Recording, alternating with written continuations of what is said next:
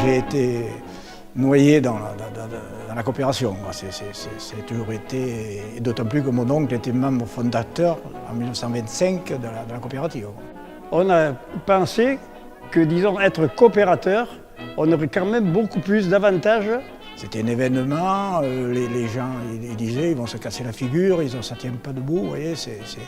Et puis finalement, ça a été la plus grande réalisation de la région.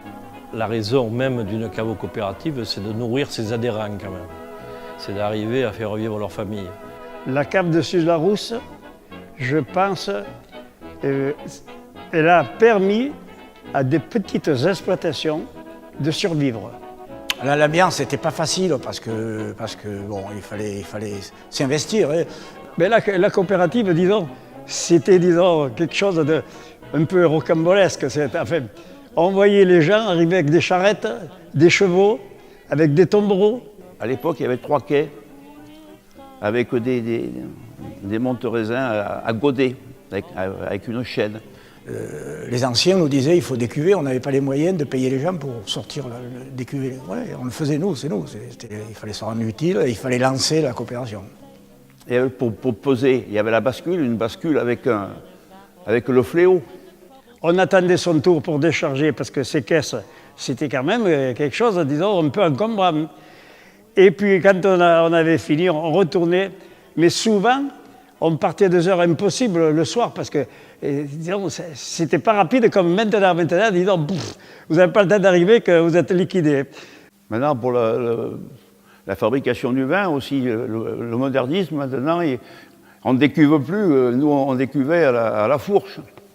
Alors, tu rentrais dans la cuve, il y avait la manche à air avec le gaz carbonique, et puis bon, et on faisait ça la nuit, quoi, pour ne pas perdre de temps.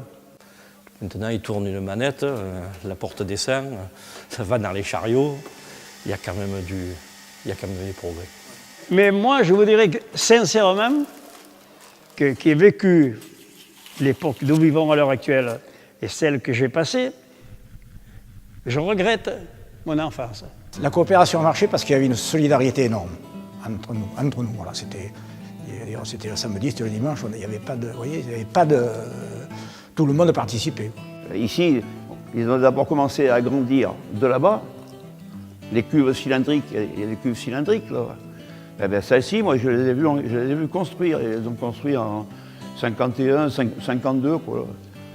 53, parce que j'y ai même tiré un peu le pinceau. Là. Quand ils avaient un temps mort, on m'envoyait peindre.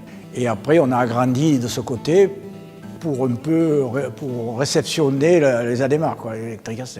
Mais la cave coopérative de Suse a eu un joker énorme avec Henri Michel, le député. Et Henri Michel, c'était l'ami du peuple. Il a fait faire un banc immense à la cave. Henri Michel, j'ai joué au ballon avec lui. Il n'y en a plus guère qui peuvent retracer des choses pareilles. J'étais stagiaire dans cette cave que vous voyez quand elle a été construite en 70. Vous voyez, j'étais stagiaire en BTS, alors je la connais assez bien. C'est pour ça que l'évolution de cette cave coopérative, je l'ai suivie en direct. J'habite à 300 mètres d'ici.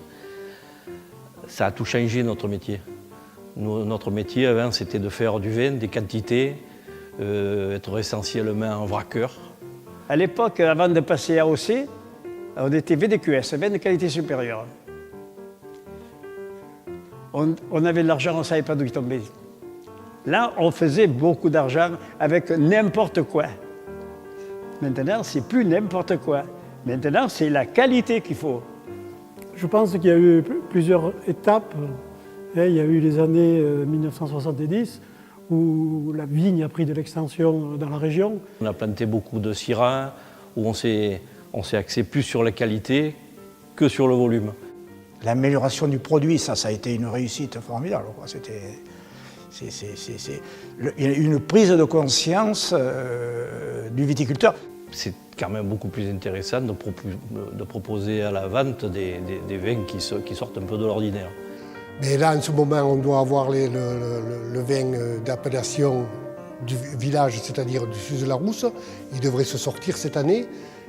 Ça a été voté à Paris hier après-midi. Le président du syndicat des Côtes-du-Rhône m'a tout de suite envoyé un mail et il m'a dit « Jean-Louis, ça y est, au bout de presque 30 ans d'efforts, tu es arrivé à être appellation village communal Suze-la-Rousse ». On mérite, c'est quand même quelque chose qui nous fait énormément plaisir. Il faudra toujours améliorer la qualité, toujours vendre mieux, toujours mieux rémunérer les coopérateurs. C'est l'essentiel de la vie d'une coopérative. Et je crois en l'avenir de la coopération. On a été élevé là-dedans, je dirais. Moi, mon oncle, on revient à lui qui avait créé ce cave, il n'était pas seul bien sûr, et il m'a toujours inculqué, la coopération, le partage, vous voyez, c'était comme ça. Et surtout la solidarité, parce que rien se fait, c'est pas une solidarité. Moi, dans tout ce qu'on peut faire, voilà.